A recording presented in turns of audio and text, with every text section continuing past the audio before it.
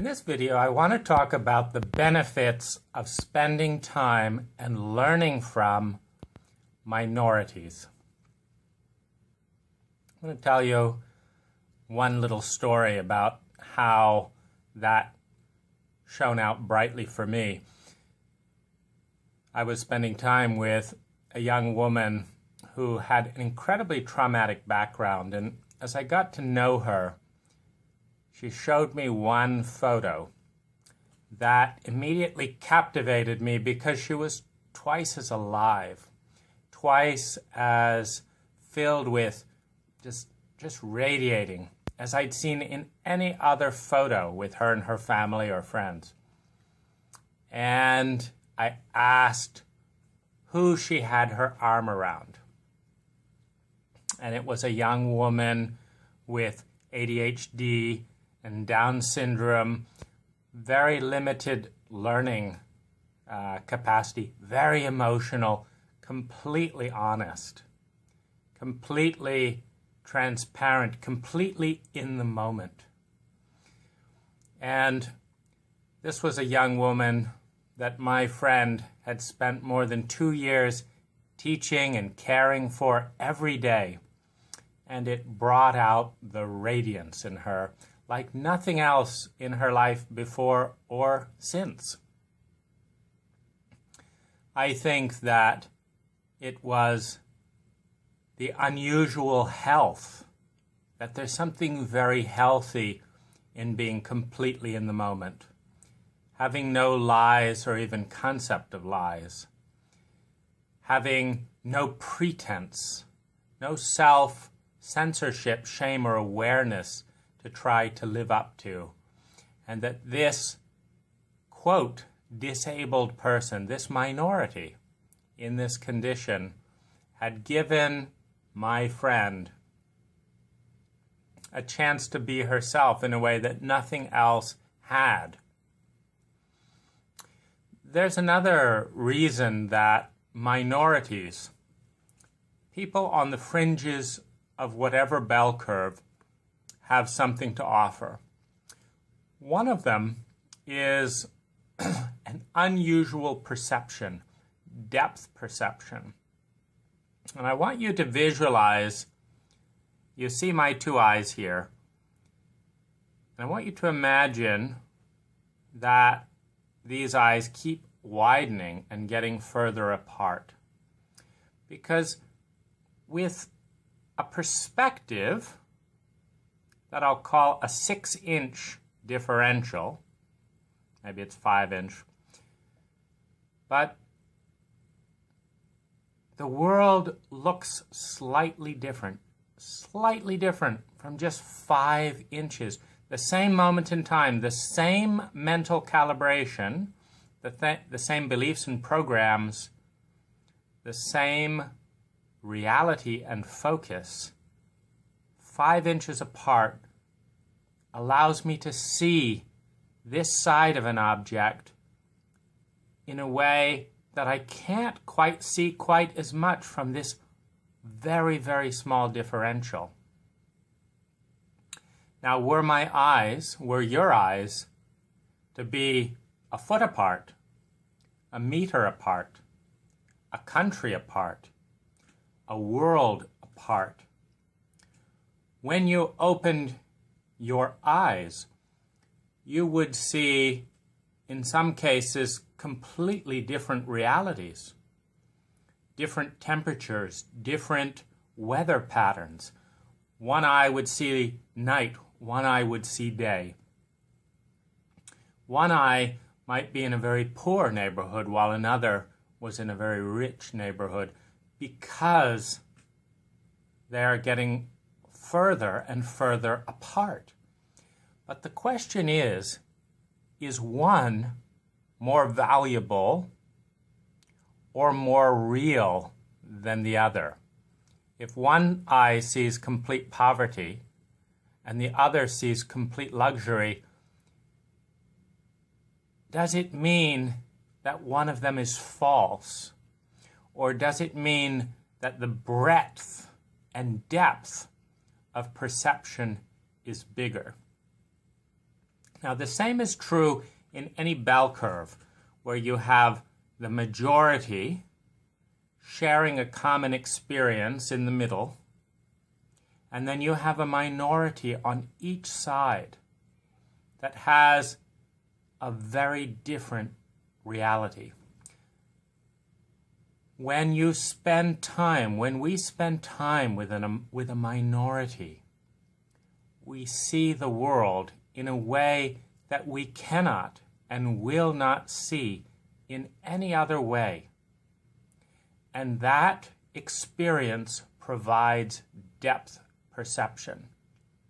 Now, depth perception is incredibly important when it comes to complexity and paradox. Because a lot of us hide from the complexity and depth perception of reality in the world by doing the exact opposite. We cloister ourselves in our rich neighborhood and then talk as if that reality is the only reality that makes sense. And we propose solutions and dogmas and beliefs to very different realities, as if, because they work here, they will work over here. It's no different than if we cloister ourselves in a reality of extreme poverty in which the things that work here and don't work here can't work because they don't work here. But they could, in fact, work very well in a wealthy neighborhood, in a very healthy country, in a very sick country, in a country with no laws, in a country with laws. As we gain empathy and understanding of minorities, we give ourselves 5 gifts. First, increased depth perception. Secondly, new distinctions that can allow our touch and our impact to be more accurate based on the context in which it's landing. Thirdly, we will have empathy for a wider spectrum of one another. We cannot have empathy without imagination. We cannot have full imagination without experience and understanding. Widening our depth perception, spending time with minorities can give us that. Thirdly, health. Health is a state of balance. If you eat a diet of potatoes and potatoes and potatoes and potatoes, you will get fed up and bored with potatoes, but you will also not be in as optimum health as if you give yourself a wide diet of broccolis and proteins and a wide range of vegetables, salads, and fruits. Creates more variety, but also more health. That leads me to the 4th thing, which is healing boredom. It is boring to live in the monotonous cluster of sameness that so many of us live in. The 5th, though, is synergy.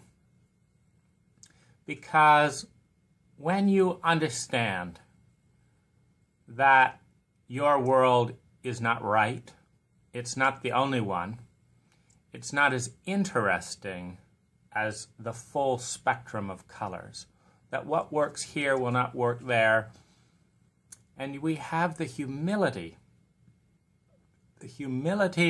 to look from all of these perspectives at once. We have the capacity to synergize, to bring together opportunities. And I'll leave you with one bonus benefit, and that's this. When you design for the margins, everyone benefits. When you design for the majority, the margins are often left out. Here's what I mean.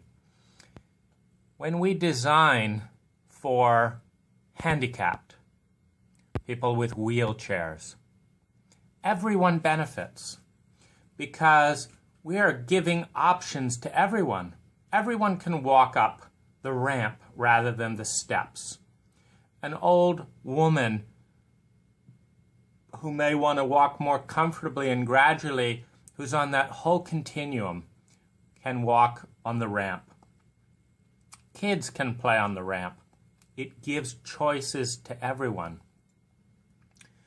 When we create a city that is safe for children to play in, everyone is safer.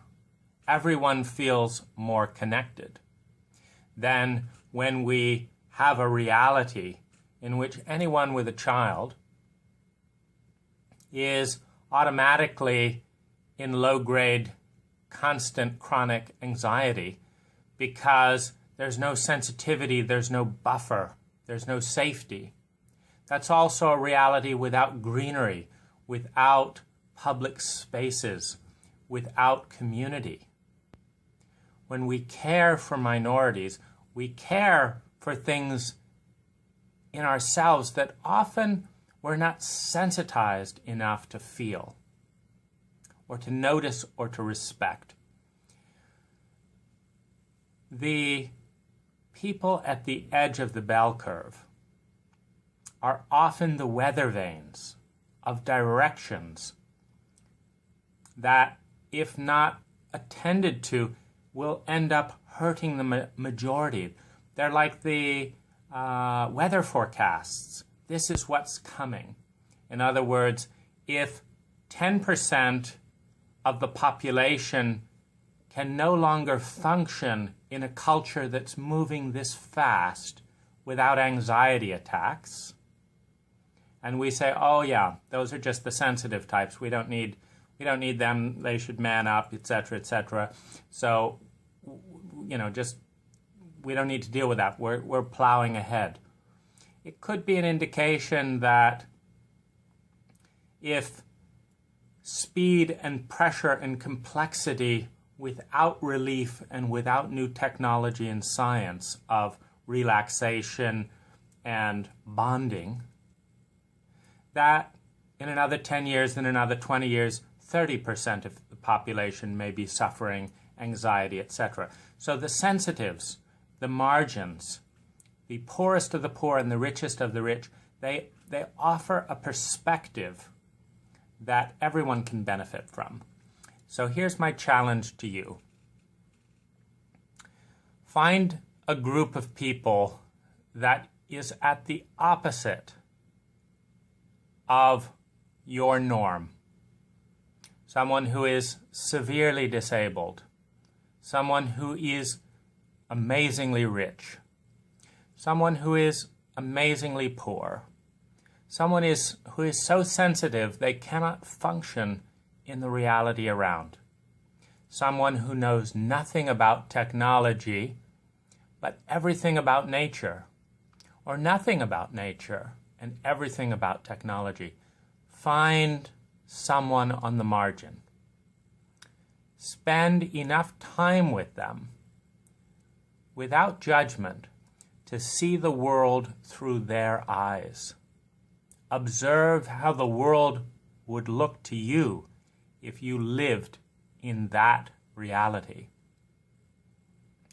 And consider from that experience, whether it's 4 hours a day, spending 20 minutes perusing an area of YouTube you've never explored before, consider what you can learn and take back that, like adding broccoli to that monotonous diet of potatoes, could add to your sense of health and vitality. Enjoy the journey.